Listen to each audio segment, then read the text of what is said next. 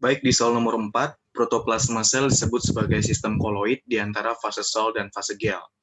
Berikut pernyataan yang tepat tentang hal tersebut adalah, berarti nomor 4, kita ngebahas tentang yang namanya komponen atau penyusun dari yang namanya sel. Komponen sel itu sendiri, salah satunya adalah berupa protoplasma. Dan protoplasma itu sendiri terdiri dari atau tersusun atas organel-organel sel plus cairan sel atau dikenal dengan namanya sitoplasma. Itulah kenapa dia dikatakan sebagai sistem koloid. Jadi ada hubungannya dengan kimia ya. Jadi koloid itu dia nggak terlalu padat, nggak terlalu cair seperti itu. Jadi dia jumlahnya pas gitu.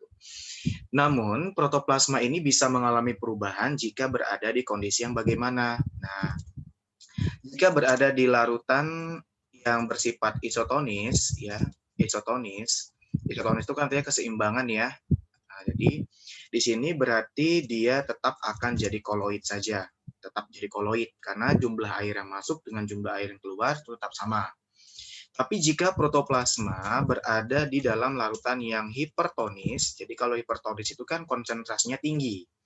Nah, kalau konsentrasi di luar lebih tinggi, terjadilah peristiwa osmosis, di mana air bergerak dari yang rendah ke tinggi, maka si protoplasmanya akan menjadi fase gel.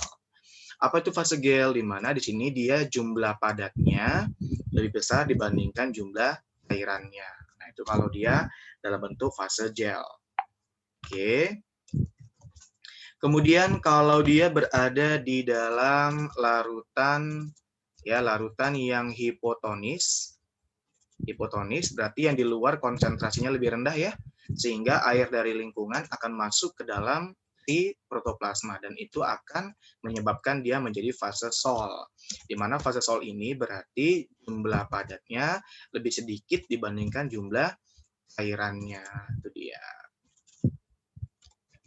Oke. Kira-kira dari penjabaran ini ya bisa dipahamin ya. Baru kita lihat setiap option jawabannya bagaimana. Kita lihat ya.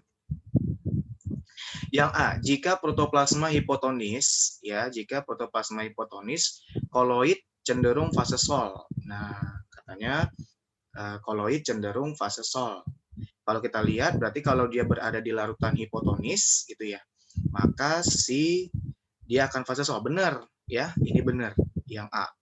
Oke, kita cek dulu yang A benar. Kalau yang B, jika protoplasma hipertonis, koloid cenderung fase sol. Nah, ini salah ya, harusnya dia fasenya gel, bukan sol.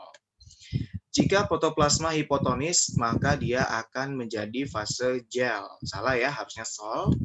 Fase encer disebut gel, fase padat disebut dengan sol. Ini kebalik ya, ini terbalik. Kalau yang E, jika protoplasma isotonis, koloid cenderung fase sol. Tidak, seharusnya dia tetap akan jadi koloid. Jadi nomor 4 jawabannya adalah yang A.